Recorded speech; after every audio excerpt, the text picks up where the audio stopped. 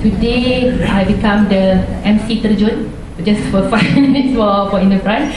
Okay, thank you for coming today, Teck. It looks full. I'm not sure whether you come here to really listen or something else. No, just joking. Okay. Okay, just to introduce, my name is Rafida and I'm from Poster Department. I'm from reporting to GDEX. Now our new division name is State Coordination and Post. So thank you for coming again. So here we have Mr. Teong. Okay, Mr. Teong, yes. He's the Managing Director, Group Chief Executive Officer from GDEX. So today he will give a talk, but then don't give any complaint lah barang tak sampai ke apa. No, I don't want to listen to that. No. Okay. Also, their colleagues from Lisa, and then Mr. John, and also have from Yamato, is it, sir? Mr. Suzuki. Yeah, Mr. Suzuki, thank you for coming. Yeah. We also have Cik Roslan tadi from DG. Thank you, Cik Roslan, for coming. Okay, just an introduction. Maybe also you can read from the profile of Mr. Teong. Mr. Teong was appointed to the board of GDEX on 8 February 2005. He holds a degree in electrical and electronics engineering from the University of Manitoba, Canada in 1983. Mr. Teong started his career as an engineer with Texas Instruments in 1984. So tetapi yang engineer tu, you also have a chance to become the entrepreneur. He later joined Lembaga Elektrik Negara, where he served as a consumer engineer for 4 years. He then joined the stockbroking industry and became a dealer with OSK Securities Berhad in 1990. During this stint in the broking industry, he developed extensive contacts and the skills pertinent to managing a service-centric business. So without further ado, I will get it.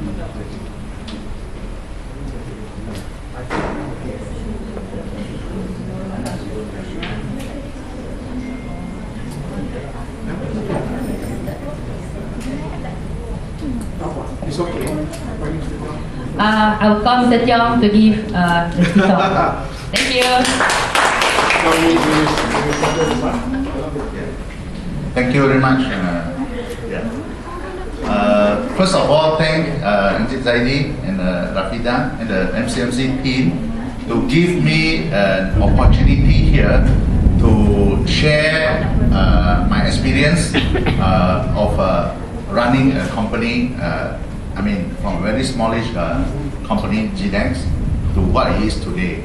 So I think that may not be possible also without the support of MCMC, being our regulator, to actually at times also push us in terms of how to up our standards and able to continue to share what we believe to serve the community together, and how to actually with that encouragement, I will take the opportunity also to encourage my team to say, hey, we have to do better. So without further one, I will go into the little bit, I would say, GDEX legal story. Okay. Maybe sit in the middle and take it. Boleh? It's like that.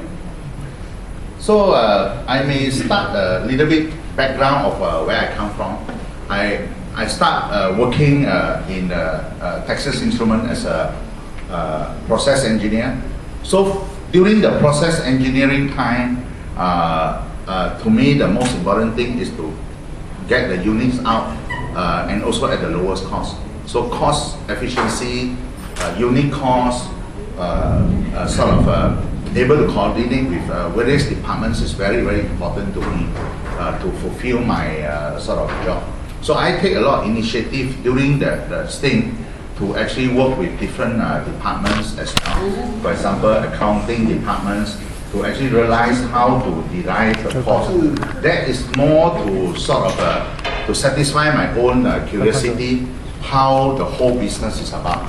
So I think from young, I have always have a curious mind how business is being done. So when I go to another national, partly because to fulfill what I am trained for. I am trained as an electrical engineer, but working in the electronic manufacturing concern, it do not give me a sense of how actually electricity is being distributed to the whole country. So my sting there is to actually find out.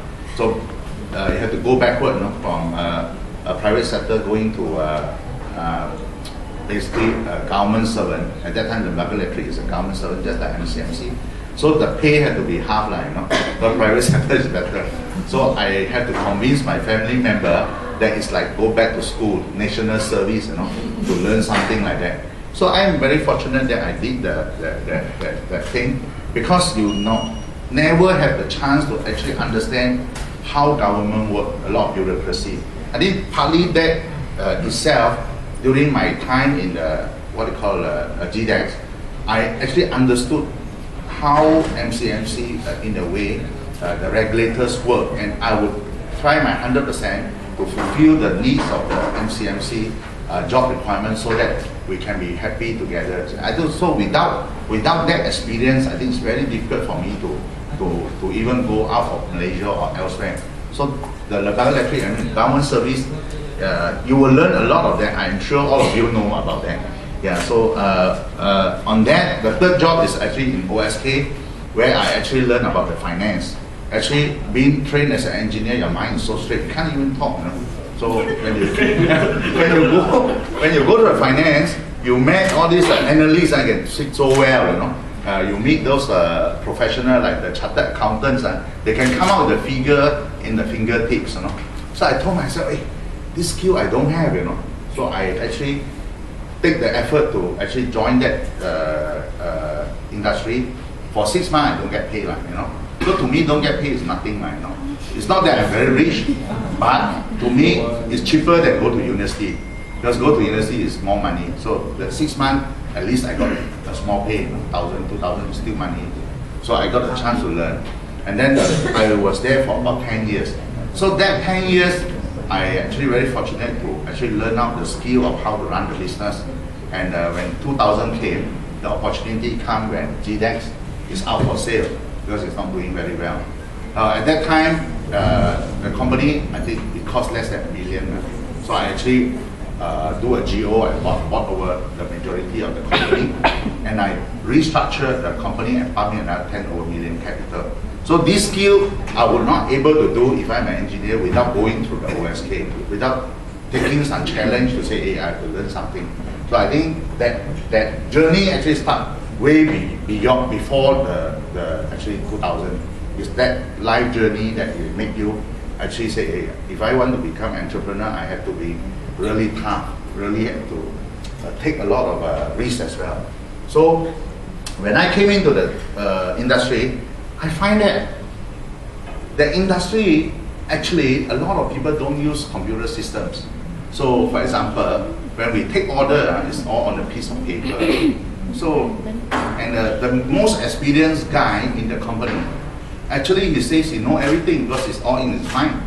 But the problem is when he's on leave, you've got a big problem. Nobody knows what to do. So that actually tells me my first priority is to build a system called CSTC in 2001. That journey starts there because immediately I'm a man, actually a very fast one to do work, straight away. Come out with the first module within 3 months. I actually complete the first module. Actually it's a standalone system, that means every branch will have that standalone system. At least we know whenever this customer belong to which route, that driver belong to where, So when the customer call, we also know who is the person to call. So this is actually very important. So I was so surprised, you put in this one, next year without a salesman, you actually grow 50%. so if you are in the blind business, you got one eye check, you're the king already. You see. So, and then of course, our billing is still very manual, so we come up with the OMS, that means another automate the billing system and so forth. And then many other modules follow. So that is how actually from here, a very rather manual company, we actually transform it to become a technology company. So GDEX was listed in the ACE market in 2005 because of technology and growth. So a lot of the people actually in the industry, they were shocked, you know. How come a small Gucci rat get listed, you know? Whereas myself is been in the industry for 20, 30 years cannot get listed. But the thing is that we are actually more technology than anybody else. And our growth is something those days is like 30-50% growth too. So high growth plus technology is a requirement for ACE market. So we got listed there. And then from there, we actually continue on. We actually start to introduce conveyor systems, and more systems came in. For example, in 2008, 2009, we actually start to look at the handheld computer, because we say, okay, even we pick up, but then when the shipment came in, we actually brought it back to the branch, you know. Then we start to key in. It's a waste of time. So we actually bring a handheld computer. We go to the customer place, we scan, you know. But then this handheld computer is very expensive. One unit that time is about $2,000 US. So imagine 5,000-6,000. So we cannot afford to give everyone a handheld computer. Only those that have a higher load, you know. So we give to handheld computer. So maybe we only buy like 500 units, you know. 500 units, we will need 500 lines. So we actually approach, for example, I think the first couple we approached DG, you know. So DG tried to test out the first sort of a data with us. Is it? So okay, so we start our first handheld computer that way. So but then as the industry continue to move, this handheld computer become very clumsy. Remember those days, the cell phone, the Atto days, you know, it's heavy, very heavy, you know. So the handheld computer is very heavy. It's like 1-2 kilo, you know. So it's very heavy. It's very bulky, and if you drop, it can pecah, you know, so heavy, drop on the floor, it's gone, you know. So then we actually really start to think, what is our roadmap for the technology? We actually decide to actually go digital, more moving towards mobile. That means that every system, everything's just talk about going to mobile. So and then for us, at the same time, we also come up with a regional strategy. Because if you go mobile, I mean Malaysia is very small already. Because you start to look at mobile, you say, okay, Malaysia 32 million, you know, it's too small. So we actually come up with the concept, okay, I think at least have to look at Southeast Asia. Southeast Asia at least you got 600 million people. So that is 20 times more than Malaysia. But doing it is another story. But at least we say, okay, now our target is Southeast Asia. So having that kind of thoughts and actually going into the first country we go, obviously is Singapore. When we go into Singapore, actually we start to handle the shipments. For example, the Singapore Post shipment, you know, coming to Malaysia. So they have a problem, you know, how to bring from Malaysia to Singapore. So we handle their shipment, and they know our Southeast Asia strategy. So what happened next, you know? So after they know our strategy, they say, hey, can we invest in your company, you know? So of course it can. So they become our first international partner that came in, because actually SingPost is one of the, I think, more forward-thinking poster in the world. So I think because of that, our board also welcomed them. So they become our strategic partner, what they call SingPost. So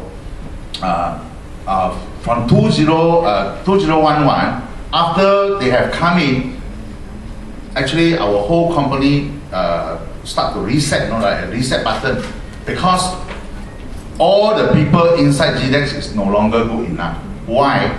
Why that so? You know? Because SingPost, they believe in getting the best talents from the world. So they actually brought in a lot of consultants like McKinsey, all that, to advise them on every part of the business.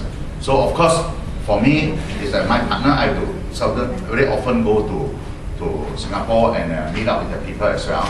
And that requirement, I have to bring it back to the company, because they actually have a board seat. So they will also expect some of the things that we do is actually SingPost standard. So that in terms of reporting, in terms of everything. So of course, within the whole organization, we also need a lot of changes. So what we do is that over the next couple of years, we actually expand the CEO office, because also brought in a lot of different talents like engineers, all that, to actually look at different part of the operation. So we are almost like having an internal sort of advisory firm, like a small boutique type of McKinsey or Boston Consulting, like that. In my office, we are almost 10 odd people on there. So to actually look at what next to do. So that also, in a sense, it actually solved a lot of the bottleneck that is created by me, because CEO only myself. So now I have almost like 10-20 people helping me. So the company able to move faster. So because of that, I think we have caught attention of Yamato. So Yamato actually also was thinking of how to actually expand to Southeast Asia in a better way, in the form of leveraging GDEX growth for the Southeast Asia. So they came in 2016, but their partnership, they also, in a way, very generous. They actually give some advisors to GDEX so that we can inherit some of the better concept of expansion as well. So, and also we actually able to tap into some of the know-how in Japan to bring over to Malaysia as well. So I think that further actually do a lot more changes after that. So we continue to sort of see how to actually go deeper into the community. For example, in Yamato, one of their concept is the customers should not walk more than 5 minutes to the next outlet. So I think this one we are still developing. So taking a look at what their infra, it will cost us billions and billions of dollars. So for us, there's no way. Then of course, in GDEX, after going through the management already know, there must be a way. It cannot be no way. So what we do is that we come up with a digital concept. We call it point of sales. It's a cheaper version there where we can engage outside agents or partners. And what we do is actually we put a digital center there. If you go to Miti, so GDEX has a pop station there. So it's not belong to GDEX, but our service is there. Our drop, people can drop the service there. The parcels can be picked up there. And I think today we got almost like 400-500 points.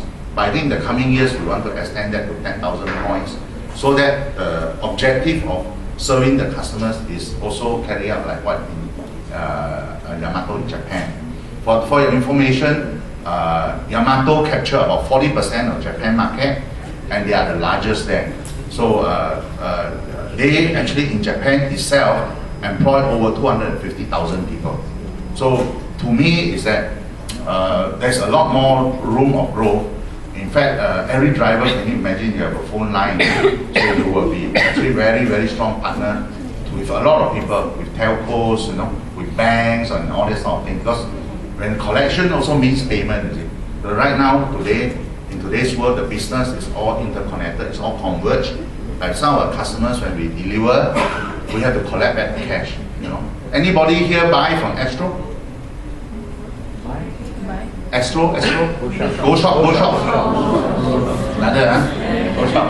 So you buy from Go shop, so you have a COD service. So when you somebody you collect cash. So now, let's say if you don't want to pay cash, you can also pay all different types of payment. For example, what they call Boost Pay, Touch and Go Pay. So our apps, mobile apps, is actually interconnected to all this. So it's very easy and convenient. So sum up in one word, the service will only become more successful if we can serve the community well. I think this is the direction that we are heading. And the latest in 2019, I think last couple of months we announced we actually acquired a company, 50%, basically a controlling company, into Netco Post in Vietnam. But in Vietnam, because this is a very sensitive industry, you may need to actually get approval even from the Prime Minister. So I think we hope that we can get that, and that will be another 100 million of population that we should cover. So right now, in terms of the total coverage of the population, you talk about Indonesia, you talk about Singapore, you talk about Vietnam. If it's happened, we will be able to cover about 400 million population. There's almost 2/3 of ASEAN. So I think our direction is very clear. Hopefully, whole ASEAN, and in many places, hopefully we can work with more local partners there to bring the intra-ASEAN trades to the best. So that so for the 11/11, I think some of you might ask me how much GDEX do. we do about total about close to 400,000 for 2 days, 11, 12, 12. So that is that, but it's no big deal. I mean, in Yamato, a single day you're talking about close to 10 million. So I think but in China even more, you know. So the business is very scalable. I think this is the interesting part of the business. So how actually GDEX is all about people. We got, let's say in Malaysia, 4,000 old people. So what we do, I think common thing is we have a vision. So our goal is a leading role model in the logistics service industry. I think that's very, very important. It's just not about making money, but I think we have to be a leading role model. So I think that is almost the same thing as what Yamato is. For example, in Japan, Yamato is the #1 brand in Yamato. It's not, to my surprise, not the bank, not the telcos. When people which is the strongest brand, it's Yamato, because very simple. Every 5 minutes you see Yamato. Yeah. So that's very simple. So GDEX is still a very small baby compared to Yamato, you know. So maybe you can go next. Yeah. Of course, our mission. Our mission is very simple: to deliver the most trusted and professional express carrier service in the countries we operate. So we are in Singapore, we are in Indonesia. Indonesia, we actually invest about 3.5 years ago. The turnover, I think, after 3.5 years, that company is still called SAP Express. We haven't do the co-branding or anything yet, but the company is growing something like 500-600% growth in the last few years. So I think the momentum is quite okay. So hopefully we can compete very effectively in Indonesia. Again, one of the best feature there in SAP is the apps that we have. So the concept, what we have here, we are transferring over there as well to ensure that it have a sustainable growth. Okay. The corporate qualities, now this one actually is very important because why? We have something like 4,005 people. How to ensure that every one person in GDEX behave almost the same. So I think that's very important. So what we actually put corporate qualities as 4P and 1S.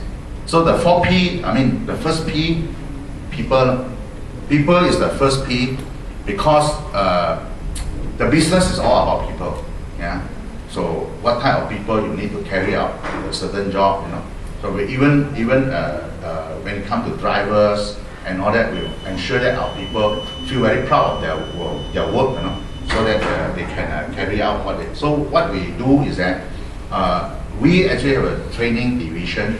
We actually do a lot of technical training.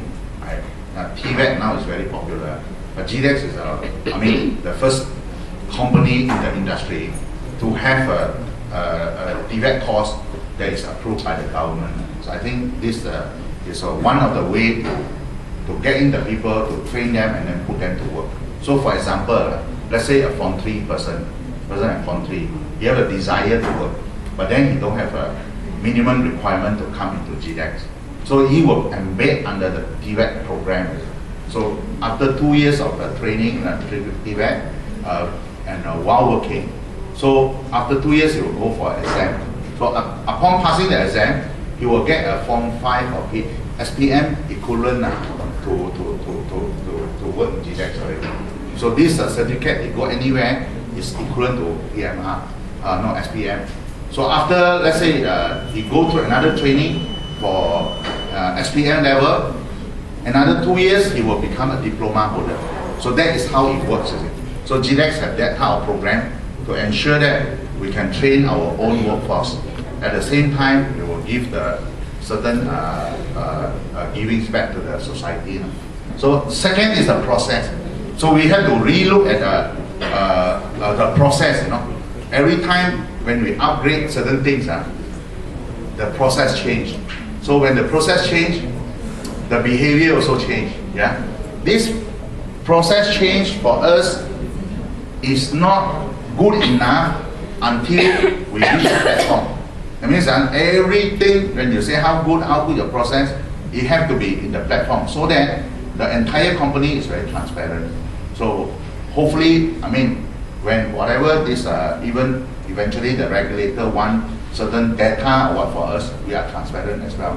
So we can actually give in the information almost like real time. So that is the type of target that today, I mean, the expectation of the customers is very high. For example, one of the service that we provide is midnight delivery. So midnight delivery is one of the product of GDEX specialty. So anybody buy Apple iPhone during the launching or Samsung during the launching. So certain people very fussy, you know. During the launching, midnight he must get it, you know. Right now, and then the iPhone also very fussy. He cannot give you 1 day earlier. If you give 1 day earlier, the whole world get angry, you know. Right? So GDEX will deliver that midnight delivery service, and cannot be 1 day earlier. If 1 day earlier, the telco, the CEO may summon me to see him, you know, because that guy, he will actually put in the Facebook that he get 1 day earlier, and everybody angry. So I cannot, and maybe the Apple may even punish the telco, and the telco will punish us. So I think this is the type of expectation. So platform is very important. So how are we going to give an instruction so that, for example, all your 4005 knows? So you are holding a mobile device, right? That communication can also come there. Imagine you are 100,000, you push one button, 100,000 people also know. It's actually a very powerful tool to deploy, and also of course, it's something you do bad also very equally damaging, you know. Yeah, but I think we think of the goodness of what we can do to the company as well. And of course the product. Talk about product, I think we are also in the midst of changing ourselves. You know, many years ago, our industry is actually represented by the association. We have this MX, you know. So don't care who you are, even post or all that, you have to actually be at the association. So the association will say, okay, holiday you cannot work, you know, because why? Family is very important and all that. So last year, very funny, you know, there is one new company coming in, 365 days they must work. So the product already changed. 365 days they must work, and this company now is doing very well. Unfortunately, it's not from Malaysia, it's from elsewhere. So some of the association members will say, hey, very bad spoil market because you bring in different culture to Malaysia. Malaysia don't work 365 days. We need the holidays, Saturday, Sunday, or in Kelantan, Friday cannot work.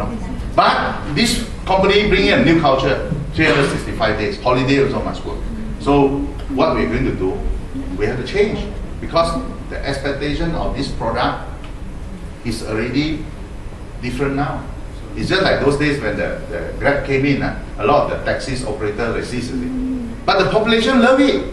So today the delivery service is becoming so important because of e-commerce that people Saturday, Sunday, they also want the thing, want the barang, midnight also want. So the expectation already changed. So we are also in the midst of evolving.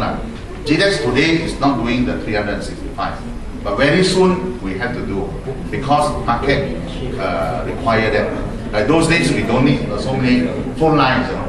But today our phone lines will be exponential growth as well as the time goes by. No choice, right? So this is basically why we actually make it very simple so that everybody can understand, and then the speed. So this is basically the corporate qualities that we put, and everyone in the staff have to understand this to actually fulfill the customer's expectation. Within the different department, they also apply the same principle, so that within the department there is no gado also. We can work as a team. So this is how basically we drive the people-centric company forward. Because in the years to come, it will be 50,000, it will be also 100,000. It may be, if you go to the whole region, it may touch few 100,000 people. Scary lah. But I think that's why we need a very strong part of a corporate authority there. So what are we? Where are we today? We basically have a presence in Indonesia, 13 islands. Very not easy, but we are also in the Vietnam. So I think the next two countries we may be looking at Philippines, Thailand, and all that sort of thing. So Southeast Asia still many countries to go, but those that got a lot of economic activity, not many. So we will focus more on those countries that got more economic activity to make sense to the investment, because company is listed, you cannot look up, oh, I like Laos, I go there. It cannot be like that anymore. So these are some of the things. Southeast Asia, I mean, Laos is one of my favorite. I can't believe it's slow going. So our goals basically to extend the core business, to offer the value-added service. One of the service that we actually invest is web bikes, where it's a point of sales. So if you see the T Live, those point of sales is done by GDEX. GDEX actually belong to web bikes, and these are our associate as well. And right now, if you go to Malaysia, all the airports, all the point system, the POS systems is actually using the what they call GDEX as of January next year. Some already converted, So because all the Malaysian airports, the operators, what they call the stores there, the outlets there are going to use GDEX as well. Because it's a cloud-based sort of thing. It's very digital. That's why a lot of customers, a lot of brands are moving there. Yeah. So one of the reasons why we actually do that, because the point of sales actually also is an engine to our payment system to connect to all the boost pay and all that. So business today is converging. So you cannot do without another business get to be integrated together. Yeah. So the other one is a strategic partnership, the networking. So we have start in 2011 with Singpost, Yamato, and then going Indonesia, this SAP and NetCo in Vietnam. We'll continue to build that to enhance our shareholder value and also enhance our network. On the digitization front, we actually are continuing to actually do away with some of the systems that we built earlier, because some of the systems, like for example the CSTC when 201, I actually built that has already changed to a more digital one, and many of the systems also being replaced. So the difficulty about replacing the legacy system is just like, imagine you try to move the load from one lorry to another lorry, because you cannot stop this lorry, because you are carrying the load. You cannot stop the system, is it? So the system is operating, and then you have to build another system, another new lorry, and then you move the new thing over, and then you move the old thing over, So that is a very tough one. So we are still ongoing, at the same time build new system, digital system, at the same time replace some of the system that is no longer efficient. So I think this is an ongoing thing. Every company will do the same.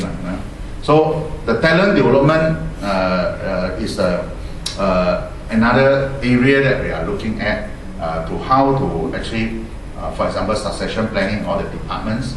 Even myself, I'm also an old man now, so I have to think about that to develop certain talents, hopefully to succeed after me.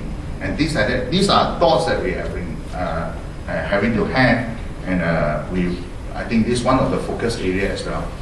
I think the more important is how to bring in the young people. So this is, to me, is the most important the thing about the company. Yeah. So our goal, of course, very simple, to be a leading domestic and regional express courier company. So that is our goals. Yeah. So basically, I think this is the end of my story. So I'm open up to any question and answer.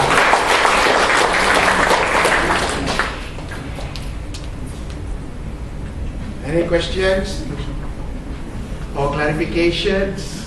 Maybe you want to ask Mr. Teong's hobby. You might be surprised to hear.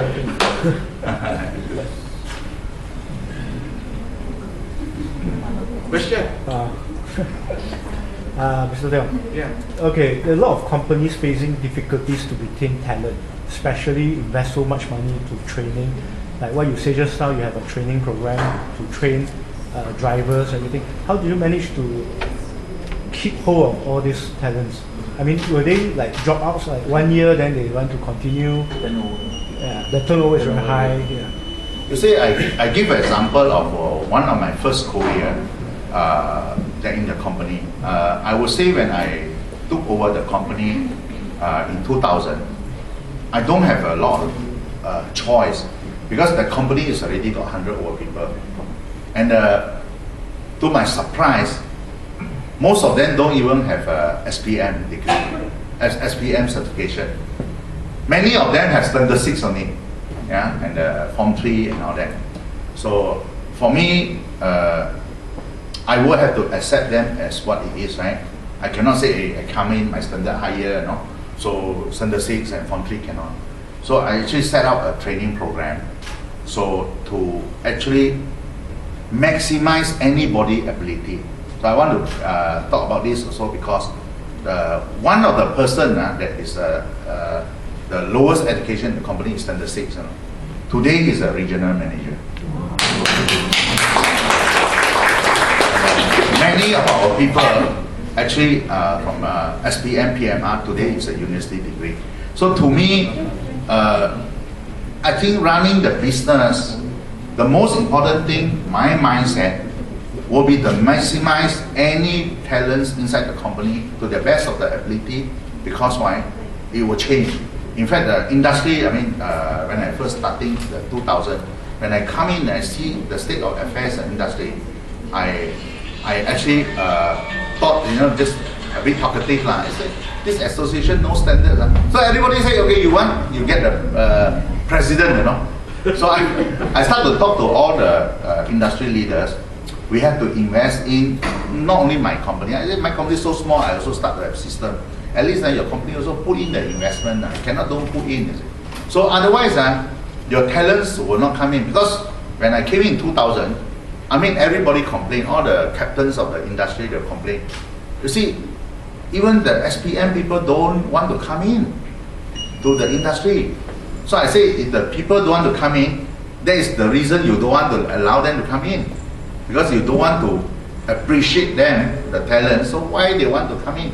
So I mean today, let's say the difference is how we do that is basically part of our own company sort of vision, mission as well. Whether how we want to empower them. For example, if you bring the professional, but then you limit the work, you know, you don't give them a decision-making ability and all that sort of thing, of course they will leave you. So I think a lot of these things have to do with how the company want to really steer the direction towards how you want to manage the people. I mean, DG is a perfect example. It's an excellent company also because I think they're able to excite the people to punch above their wings. So I think I say that not to praise DG because I got a lot of opportunity to work with them from 2002. I still remember my actually first time I meet the Norwegian lady because Telenor bought over from Vincent Tan. So they want to actually increase from 800 resellers to 10,000. So I got a chance to actually be in that development team. You know. So GDEX role is to do the logistic part. So early on, the logistic part is done by the DG sales person. So when the Telenor bought over, they want to change that. Logistic part, total outsource. So they want to find a partner. So somehow we get chosen, partly because I think they call all the other people. They say you can actually follow whatever we want. You know? So I go there, I say, I volunteer, anything you want I can do. You know? Even you want to build a system for DG also can. You know, that is the type of things. You see. So for me, I think that is very key, like, how you want to do. Next question. Our Naim, Mr. Naim. Hi sir. My question is on digital part, digital transformation part. Yeah. What's your consideration when you want to move, upgrade or migrate to the new system against your profit? For example, the current system is already costly. How you manage to put the calculation, especially in strategic part, either to move to the next system or remain with the legacy. I think the reason why people move in to the digital system is, number one, I think the digital system is easier to actually connect to other systems. For example, today, if you talk about delivery service, I mean, a company like, for example, Alibaba China from China, the sellers over there can imagine, can trace the shipment, you know, real time through GDEX. Why this is possible? Because there is an API there.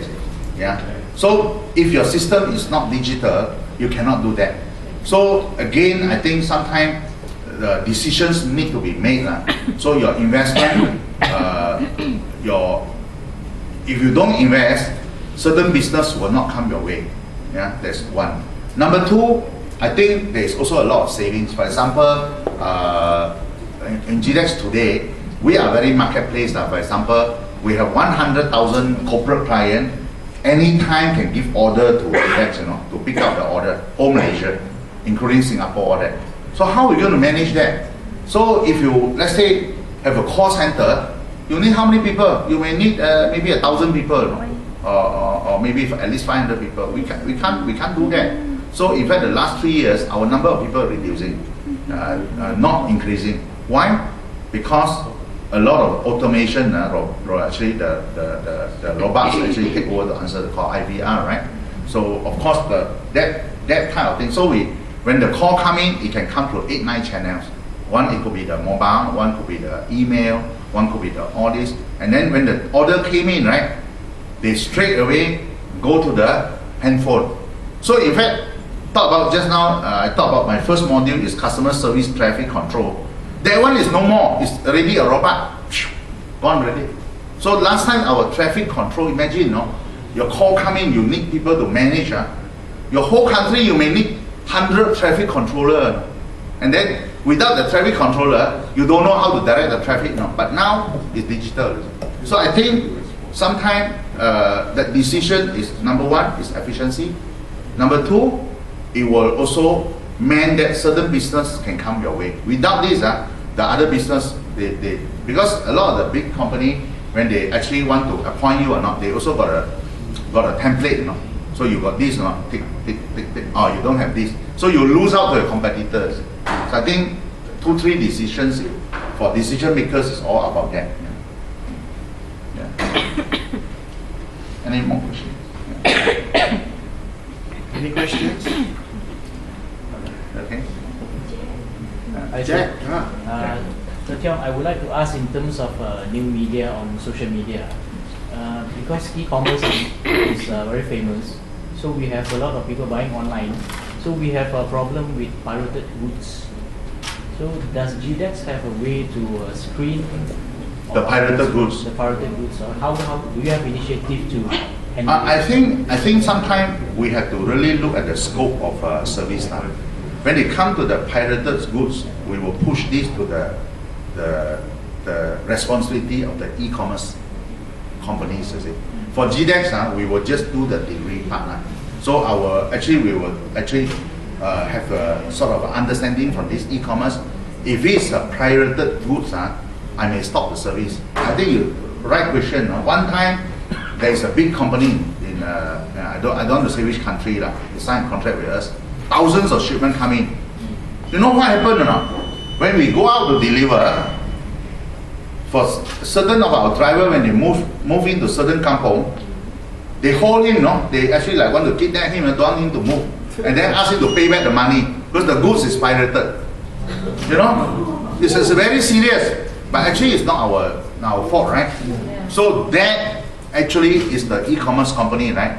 So what we do, our corporate, our legal come in and say, okay, never mind, we have to stop this contract because why? We have to stop the service immediately, talk to the customers later, because why? Our people may be hurt. You know, these are the type of things that is always constantly happening, you know. So I think at the end of the day, we have to be very careful where we should be responsible and until where. So on the contracts, especially with the customers, we have to be very, very careful now. We actually spend a lot of money on the legal side as well to vet through all these contracts as well. Any more questions? Bruce Lee, one question from you. Please, in French, in French. More He French. can speak French. He study in French. Long story. Only one question, easy question. Okay. You talk about this thing about this community industry relationship, Yeah. where people communicate you on the type of goods that you convey to the people. Some Yeah. of these goods are dangerous and this kind of thing. So how do you develop that communication with the community? How do you build your branding trust into them? How do you make them to be loyal to you? Is there any initiative that you think around? I think training is very important. So in order to actually speed up our communication to our people, we start to even develop sort of digital training. We call it MNRL, so remote learning sort of things, so that they can actually go in and then learn themselves. So, and then we have to continue to upgrade that because the process also changed. For example, those days we use a handheld, but today we use a handphone, and then the features all change. So constantly building all that sort of thing, and then the communication. I think today, we still have the newsletter, all that sort of thing. But later on, all will change. It will all go by digital. There's Because something like Rakan GDEX in the kampong, this kind of thing. we have because I think talk about the kampong, we have I think an initiative together with MCMC. They call Kampong by GDEX, you know. Wow. So that is an initiative that I think I'm very proud of that to actually work together with the MCMC to launch that. Yeah. So I think, so that's like, for example, the kampong folks, they don't have to maybe ride 20 kilometers to the city to send. So some of this initiative is You must speak to Negeri Sembilan, the boss. yeah. We got a digital point of sales. This kampong thing we can multiply very fast now. Yeah. Digital system. Yeah. Okay. Who is shop?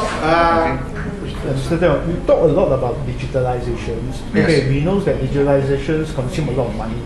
Okay, Yes. but our population is just 32 millions, and we have we know that what we call this logistics is very competitive. We have JT&T, you then have Grabs. They not only they are doing their own business, they have Grab Food, they have all this Grab delivery, all this like in overseas also we have this Uber Eats, everything. So how do you, you spend so much on digitalization and the expenses keep growing, but your population, your customer is still the same. How do you expand it without following the pathway of maybe Grab? They converge, they diversify all the This is a excellent question. It's $1 billion question. But one of the things is that, those days we can have our own sweet time, you know. Develop 10, 20 years, you know. But the thing is that you have these people like Uber, Grab, they can actually raise $2 billion US, you know. Like last year, Grab raised $2 billion US just for Indonesia alone. You know, that is the type of thing. And then the JNT, how many of you know who is behind JNT? No? It's the owner of Oppo. So can you imagine, GDEX is against the owner of Oppo, see? So, but the flip side is that we have to understand why billions of dollars of investment is also one thing coming our way. Because our business is no different than utility company, telco, because it's going to all the houses. So for example, we are delivering, let's say the last couple of days, few 100,000 consignments. So that means 1 year, we could actually deliver 30-40 million just in Malaysia alone, right? If you cover the whole region, I mean, if you grow out, it could be billion, that type of delivery. So the thing is that for a lot of investors, those who deep pocket, they will think this is the industry I want to throw in 5 billion US also I need to put in. So that's why JNT within 1 year they actually do out 350 branches. But of course, we cannot be a crybaby, right? Wow, people put in 1 billion, I go to the government, I complain, because in business today, it doesn't matter whether you're a billionaire or because you are a young man, you come out, you compete is equal. Am I right? Otherwise, you don't call yourself businessman. So we have this type of thoughts that digitization, yes, it costs a lot of money, but this is a necessary tool to fight. Why? First of all, why digitization is important to this industry? We ask ourselves, why this industry is regulated by MCMC, which actually regulate telcos as well. Because the backbone of the business is about information. So delivery, because when you deliver, it's a parcel, but behind that you got name, you got what is this product, maybe you need to collect the money, it's information. So without this IT, the digitization, without this backbone, you are nothing. So when you grow big, that's why it will be converging. Let's say GDEX today, in the next 20 years, we are no different from a telco as well, right? So because we also cover all the customers, right? So I think that the common point there is the same, because the end point in the business is the people. So I think that is what excites all these big business to come in. Of course, I also get excited. I'm a poor man compared to all these people like owner Oppo, or this what they call the SoftBank, who fund the GrabPay. But I think I won't give up, because the excitement of the whole thing is just the beginning. Because the people see that 10, 20 years later, people after that, the data. So, and this whole thing, imagine you had the control of the 600 million population. Yeah. So I think this is what it is. But I think if we get it right, I think most important thing, you continue to just make money. I know the competition is very tough now, but GDEX is not losing money as well, right? And these people, to get in, they have to burn money. For example, they lose 30 million, 50 million US, they are still coming in a year. JNT, maybe everywhere is losing money, but they're still coming in. Because if they win, the price is too big, you see. So I think that's what I can say. Even though it's so difficult, people still come in. I think it's a bit like Shopee. You see, when Shopee came in, Lazada is already the number one. You see, Shopee, a lot of people didn't know, Shopee is one of the investors in JNT as well. They actually invest in. Shopee started to invest in even the JNE in Indonesia, because the bigger player. Yeah, these are the type of things. Because it's all converging, right? So this is what it is, you see. Because you see, the e-commerce, don't underestimate them, So they have this payment. So they become a bank. For example, in China, the central bank now allows this Alipay and WeChat Pay to not have a bank account, to can go direct to the customers. That means it's a bank already. Am I right? It's a digital bank.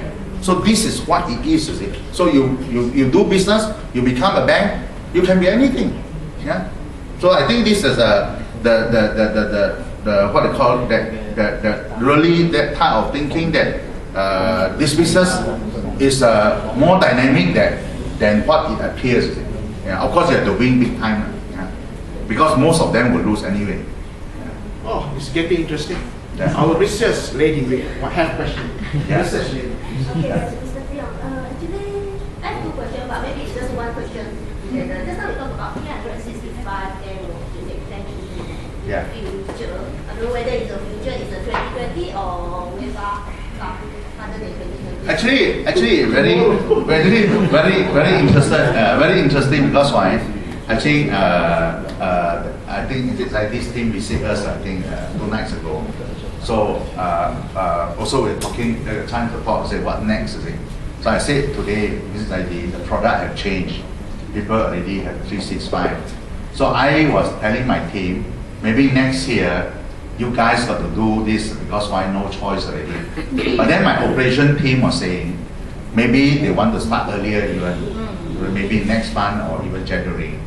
So at least the major cities, they want to start, something like that. Because today it's all about speed, you see.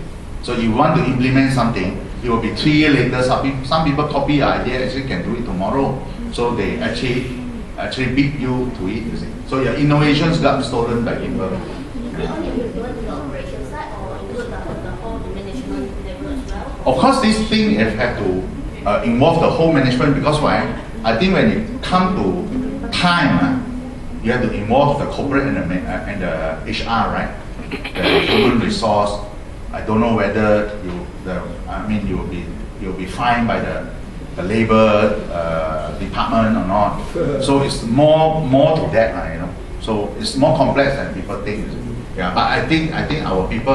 I was quite surprised. Some of the committees already start to work on that. Yeah, I didn't know because why? I actually no doubt it look like GDEX is Mr. Teong, but it's not like that. Certain of my departments actually are very on their own as well.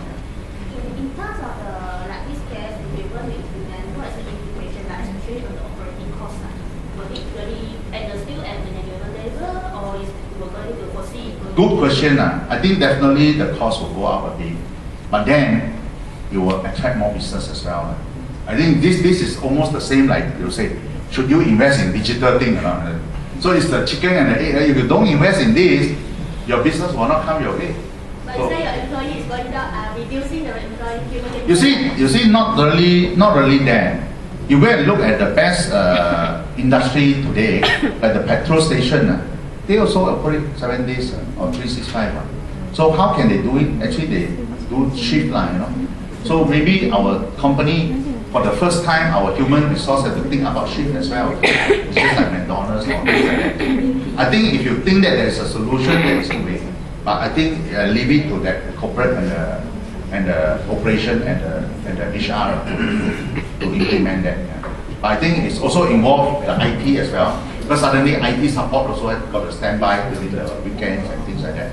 Of course, to me as a person, I would like to remain as a 5.5 days. I got family life, so that sometimes imagine a branch of problem, they need the CEO to go out, so I have to go. Of course, but the thing is that the industry already changed.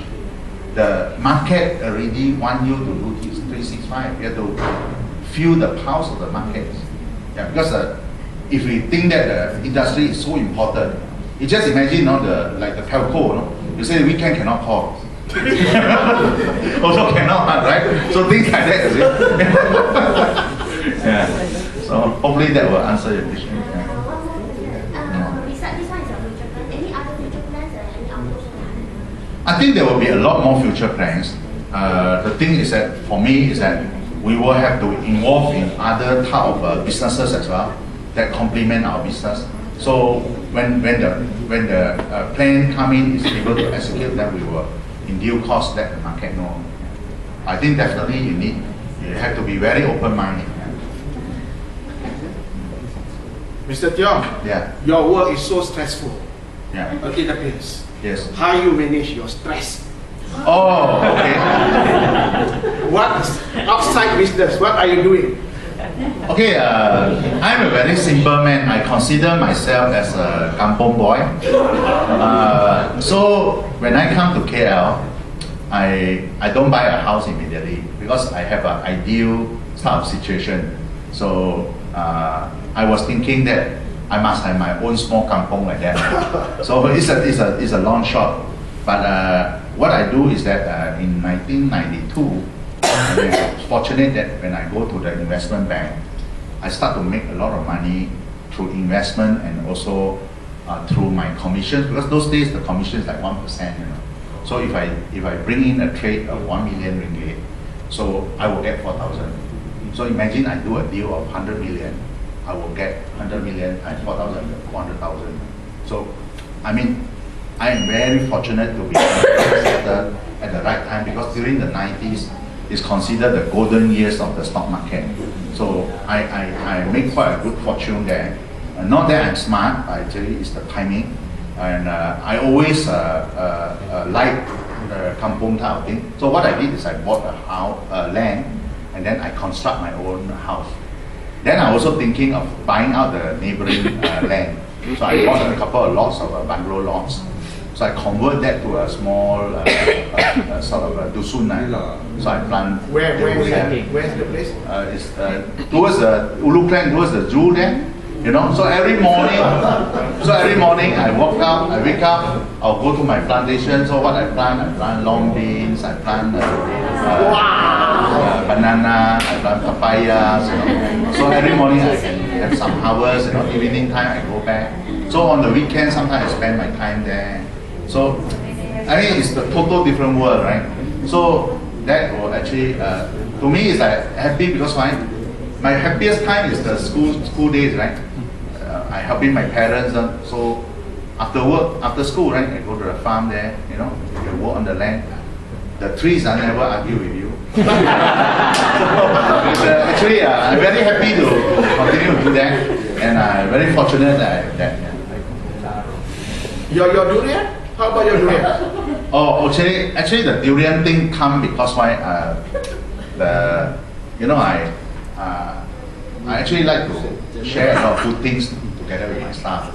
It's like 10 odd years back, every year I'll have durian festival, so I buy a lorry of this musang.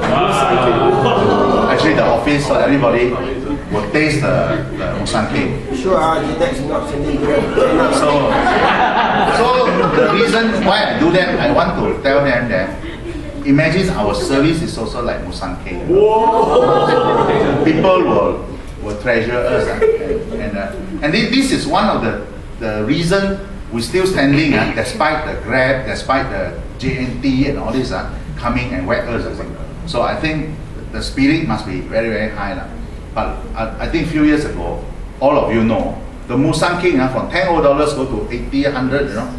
So if I buy a lorry, it will cost me $200,000, $300,000, no? Right? So I told my staff, I can't do it anymore. But I guarantee you, I will do something. I go and plant myself. So what I did is, I have a piece of land in Beran. I convert the whole land. It's an old rubber tree, you know, which I bought 10 over years ago.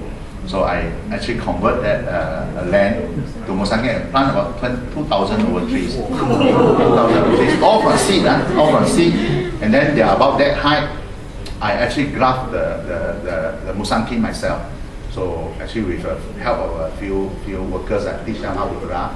And I ensure that the clone is the same as my house, you know, so things like that. So I'm like that, you know. I feel very happy about it. So hopefully a few years later, I think our people have a musang king. Of course, I won't forget MCMC.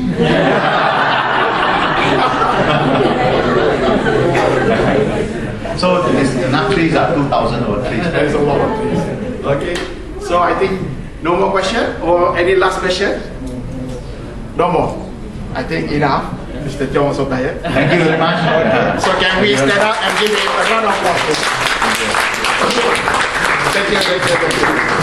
So we have, if you want to chit chat again with him, boleh lagi. Because tonight we're going to have the award. Of course we cannot invite everybody because it's a small space. So we have, apa tu, minum sikit kan, the other side. So okay, all of you are invited. So thank you for coming.